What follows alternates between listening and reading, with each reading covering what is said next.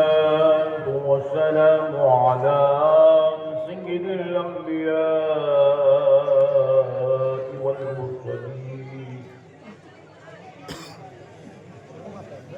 وعلى آله وأصحابه أجمعين الأكرمين. أشهد أن لا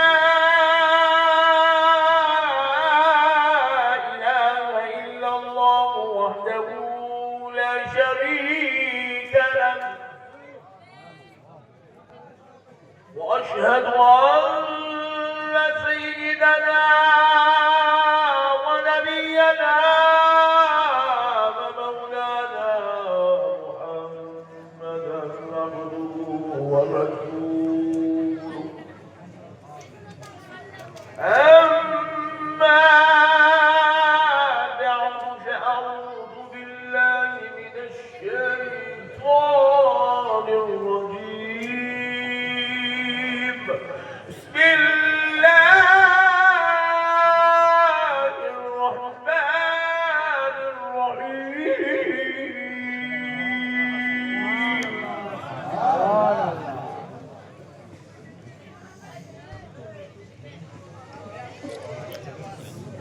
وعباد الرحمن الذين يمشون على الأرض هونا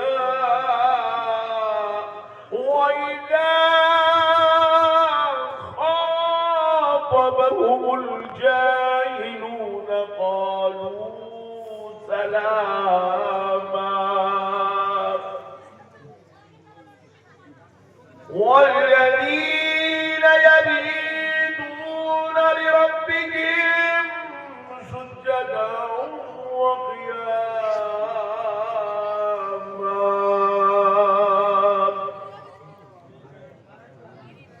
صدق الله العظيم وبلغنا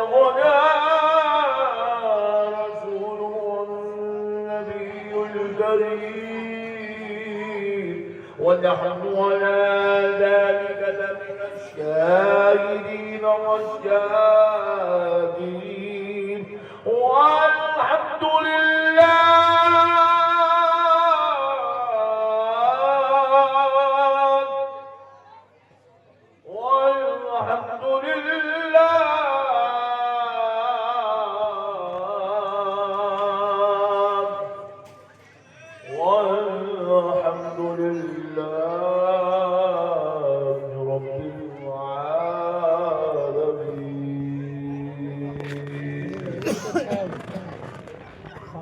محترم سامعین کرام، معزز بزرگ حضرات اور نوجوان ساتھیوں، یہ اللہ تبارک و تعالیٰ کا لاکھ لاکھ شکر احسان ہے اور اس کے پیارے حبیب رحمت للعالمین صلی اللہ علیہ وآلہ وسلم کی لطف عنایت ہے کہ آج شہزادہ غوث العظم دستگیر کی بارگاہ میں حاضر ہونے کا موقع اور شرف نصیب ہوا ہے، اور آج کی اس نورانی مجلس میں اللہ کے ولی شہزادہ غوث اعظم کے ان سے مبارکہ کی اس مبارک مجلس میں پیر طریقت رہبر شریعت حضرت پیر سید محمد علی دستگیر قادری الجیلانی مدد اللہ العلی داماد برکاتہ العالیہ کی دعوت پر آپ عاشقان رسول محبان اولیاء کے درمیان میں حاضر ہونے کا موقع اور شرف نصیب ہوا ہے۔ پیارے دوستو، اتنی شدید سردی میں اور اتنی رات میں آپ عاشقان رسول محبان اولیاء یہاں بیٹھے ہوئے ہیں، یہ اس بات کی دلیل ہے کہ اللہ تعالیٰ جب کسی کو محبوب بنانا چاہتا ہے انہیں اپنے محبوبوں کی چوکھٹ پہ ڈال دیتا ہے۔ اللہ کا شکر ہے آپ کو میری بات سمجھ میں آئی، ورنہ مجھے کار میں بیٹھ کے بتا کہ اکثر لوگ یہاں بنگالی بھی چلتی ہے، حضرت بولتے بھی یہی ہیں، سنتے بھی یہی ہیں، تو آج کا جلسہ تو خلاف جائے گا نقش و نصاب کا۔ مگر آپ سبحان اللہ بولے، مجھے اتنی تسلی ہو گئی الحمدللہ، آج کے تقریر الحمدللہ آپ سمجھ ہی جائیں گے۔ دیکھو اللہ جب کسی کو محبوب بنانا چاہتا ہے تو محبوبوں کی چوکھٹ پہ ڈال دیتا ہے، اور اللہ جب کسی کو مردود بنانا چاہتا ہے تو در محبوب سے دور کر دیتا ہے۔ یہ قانون خدا ہے۔ اللہ جب کسی کو مردود کرنا چاہتا ہے تو مسجد کو جانے سے نہیں روکتا، اللہ کسی کو مردود کرنا چاہتا ہے تو قرآن کی تلاوت سے نہیں روکتا، اللہ کسی کو مردود کرنا چاہتا ہے تو اس کو زکوٰۃ، صدقات، خیرات، ماں باپ کی خدمت سے، بیوی بچوں کے ساتھ حسن سلوک کرنے سے، داڑھی چھوڑنے سے، ٹوپی پہننے سے، امامہ باندھنے سے نہیں روکتا۔ اللہ جب کسی کو مردود کرنا چاہتا ہے تو اسے کعبے کا طواف کرنے، حج کرنے، عمرہ کرنے سے بھی نہیں روکتا۔ مگر سن لو اے بنگال کے پیارے مسلمانوں، اللہ جب کسی کو مردود کرنا چاہتا ہے تو اس کو غوث اعظم کی چوکھٹ سے دور کر دیتا ہے، اس کو غریب نواز کی چوکھٹ سے دور کر دیتا ہے۔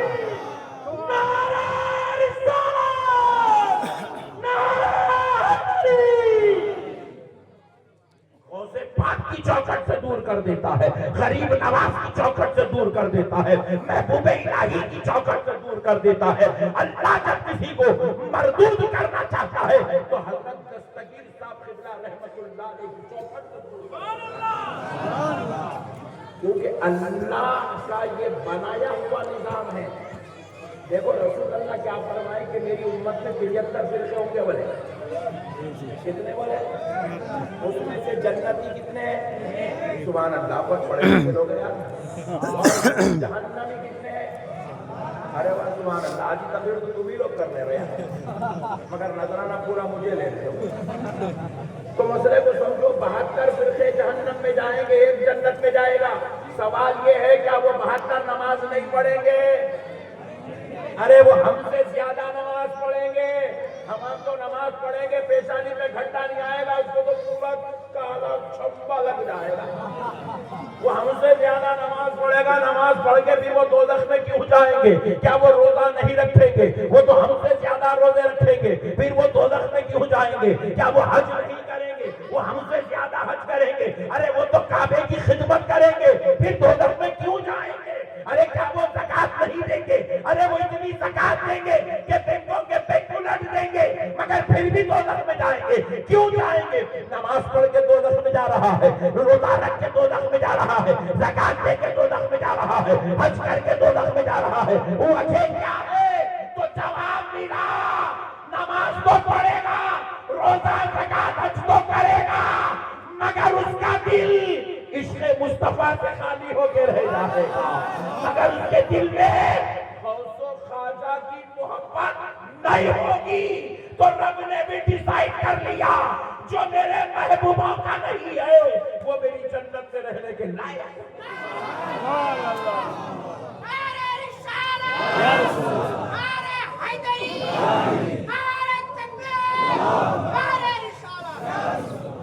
ہم غریب ضرور ہیں، غدار نہیں، ہمارے عمل میں کمی ہو سکتی ہے، خدا کی قسم ہمارے ایمان میں کمی نہیں ہو سکتی۔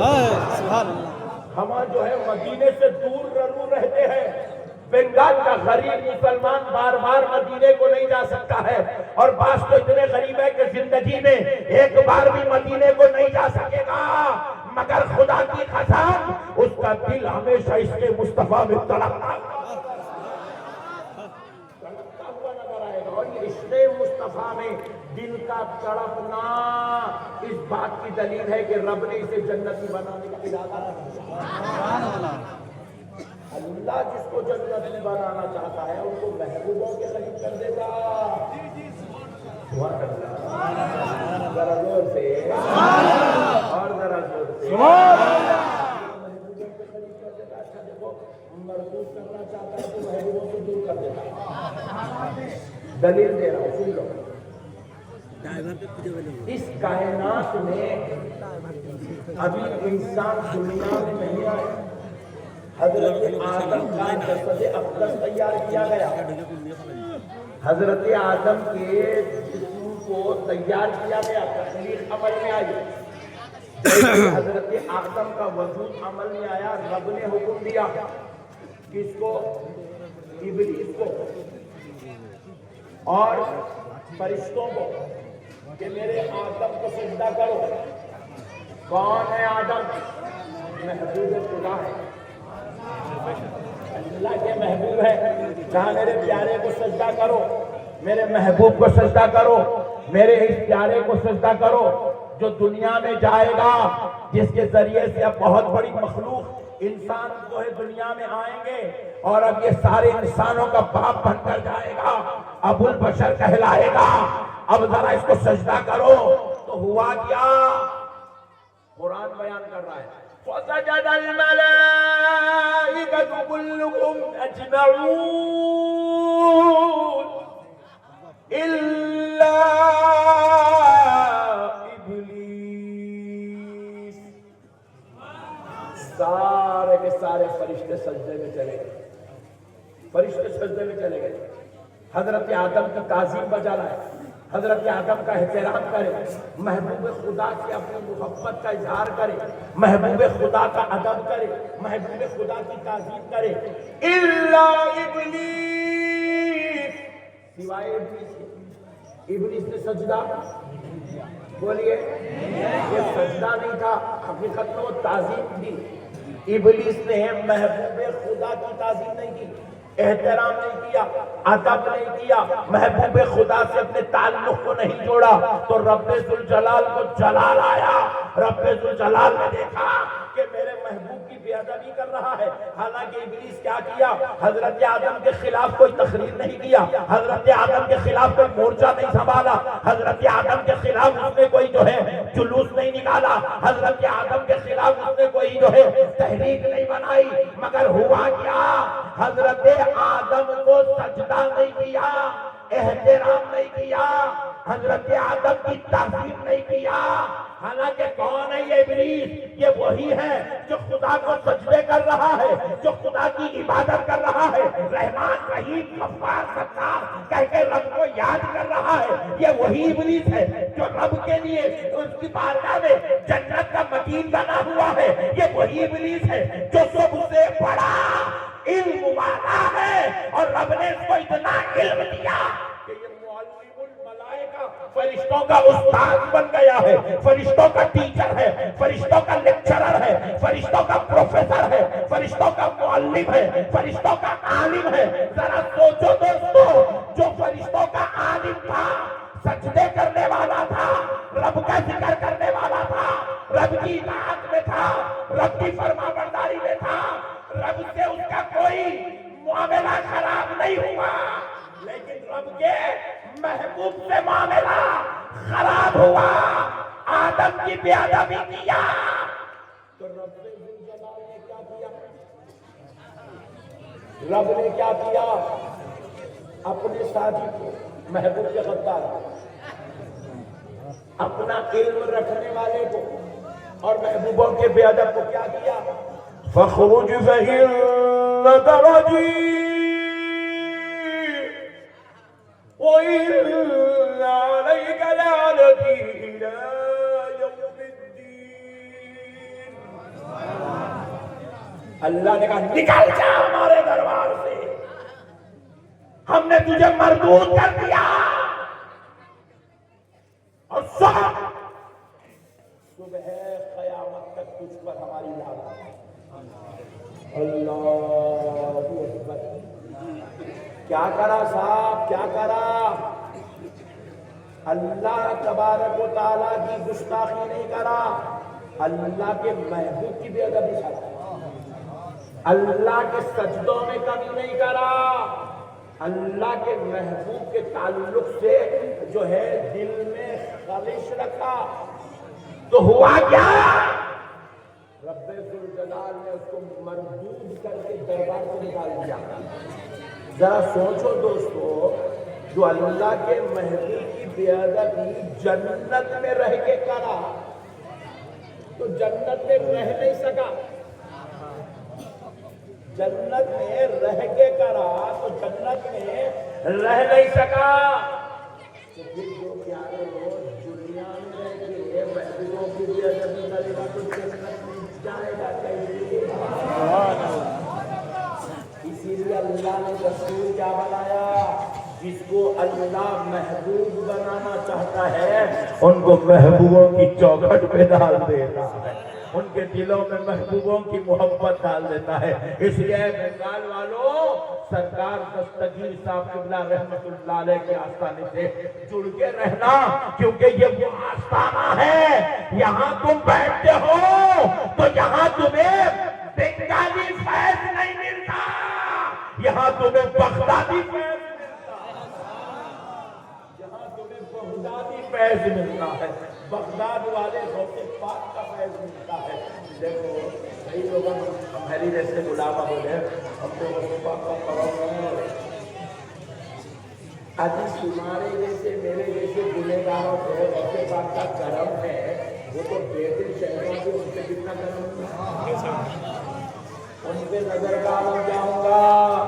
اس لیے آقاؤں سے جڑتے رہنا، محبوبوں کو مضبوط پکڑنا، محبوبوں کی غلامی کو پٹا گلے میں ڈالے رکھنا، دوستوں کبھی اس کو اپنے سے جدا ہونے نہیں دینا، اللہ کا دستور ہے۔ اب پوری کائنات کی تاریخ اٹھا کے دیکھ لو، نہ صرف 1400 سال پہلے انبیاء کی تاریخ اٹھا کے دیکھو، اللہ نے جب جب کسی کو مردود کیا، لعنتی کیا، اللہ نے جب جب کسی کو اپنی بارگاہ سے نعمت سے محروم کیا، آپ اٹھا کے دیکھ لو، کوئی نبیوں کا گستاخ تھا، کوئی صحابہ کا گستاخ تھا، کوئی اہل بیت کا گستاخ تھا، کوئی اولیاء اللہ کا گستاخ تھا۔ پیارے دوستو، جو جو گستاخ بنتے گئے وہ مردود ہوتے گئے۔ پوری 1400 سال کی تاریخ اٹھا کے کون ہے یزید؟ آپ کی اور ہماری نظر میں یزید ایک جہنمی کا نام نہیں ہے، ہاں یزید ایک جہنمی کا نام، یزید ملعون کا نام، یزید مردود کا نام، یزید غدار باغی کا نام ہے۔ بعضوں نے اسے گمراہ کہا، بعض علماء نے اسے کافر کہا، بعض علماء نے اسے جہنم کا کتا کہا۔ تو پیارے دوستو ذرا غور کرو، یزید کون ہے؟ یزید صحابی کا بیٹا ہے، صحابی کا پوترا ہے۔ کون ہے یزید؟ ام المؤمنین کا بھتیجا ہے۔ کون ہے یزید؟ رسول اللہ کا سسرالی رشتہ دار ہے۔ کون ہے یزید؟ مکے اور مدینے کے 3 سال تک حکومت کرنے والا ہے۔ اللہ اکبر، مکے اور مدینے پہ حکومت کیا، اس کی رعایا میں، اس کے دربار میں جب وہ مشورے لیتا تھا تو صحابہ کرام سے مشورے لیتا تھا۔ حضرت عبداللہ بن زبیر نے اسے کئی مرتبہ مشورہ دیا تھا۔ پیارے دوستو، تابعین اس کے دوستوں میں سے تھے۔ صحابی کا بیٹا ہو کر، صحابی کا پوترا ہو کر، ام المومنین کا بھتیجا ہو کر، رسول اللہ کا سسرالی رشتہ دار ہوگا، خدا کی قسم جنتی نہیں ہو سکا۔ ذرا زور سے بولو، جنتی کلمہ پڑھ کے بھی جنتی نہیں ہو سکا، کبھی کبھی نماز پڑھ کے بھی جنتی نہیں ہو سکا، کعبے پہ حکومت کر کے جنتی نہیں ہو سکا، مدینے پہ راج کر کے جنتی نہیں ہو سکا۔ کیوں نہیں ہوا؟ اللہ کی قسم کان کھول کے سن لو، اس لیے نہیں ہوا کیونکہ وہ نبی کی آل پاک کا غدار تھا، وہ آل مصطفیٰ کا باغی تھا، وہ اہل بیت اطہار کا دشمن تھا۔ میرے دوستو، مسئلوں کو سمجھو، وہ صحابی کا بیٹا ہو کر آل نبی کی گستاخی کر کے جنتی نہیں ہو سکا.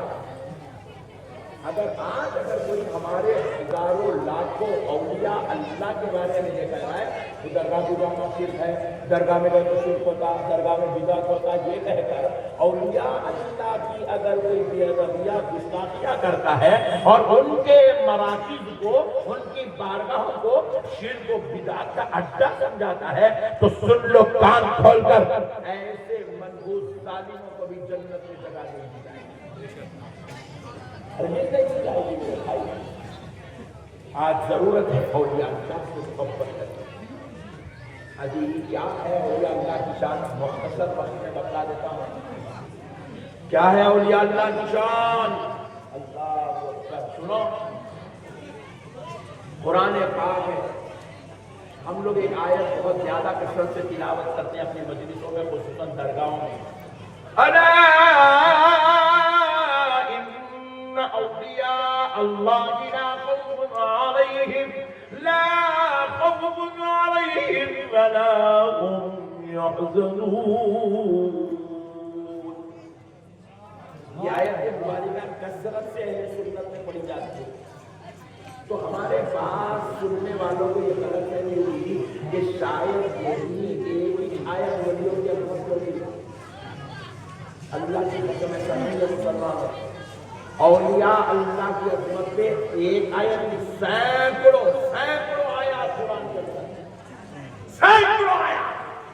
ارے حد تو یہ ہے اللہ نے اپنے ولی کے نام سے قرآن میں سورہ نازل کیا ہے.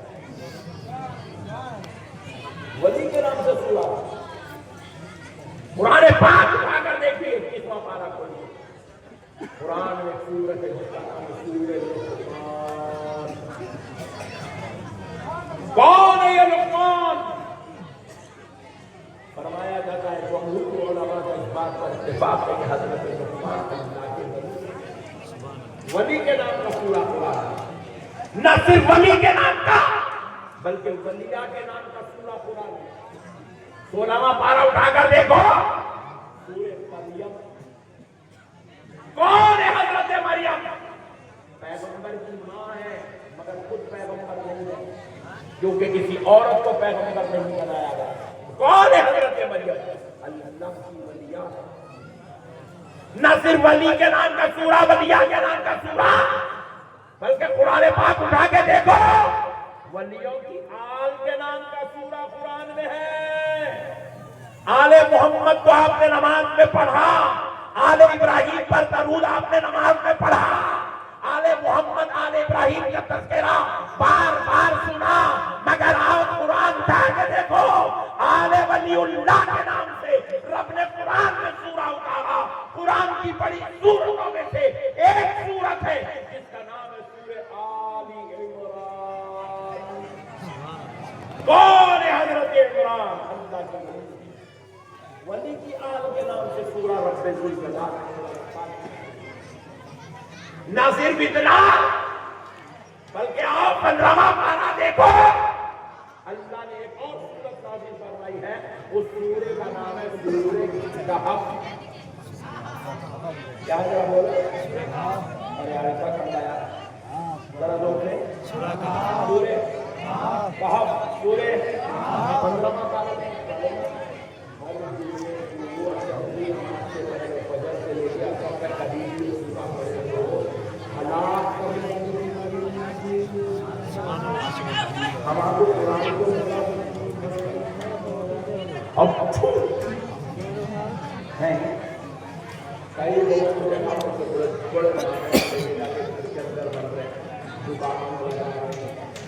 اور بعض لوگوں کو کیا کریں, وہ کھلاوا مرغی اور کیا کے بلا تک گاڑی کے نیچے مڈگاٹ کو لگا رہا. ہم کا ٹائم لگا ایکسیڈنٹ نہیں ہوتا. ابے اولے وہ لڑکی کھائے تو منہ کا ایکسیڈنٹ ہوتا کہ کار کا کیسا ہوتا. ابھی وہ دیوانے فلسفے آ گئے, پیروں کے طریقے لے کے لڑکیاں لے کے لوگ یا بم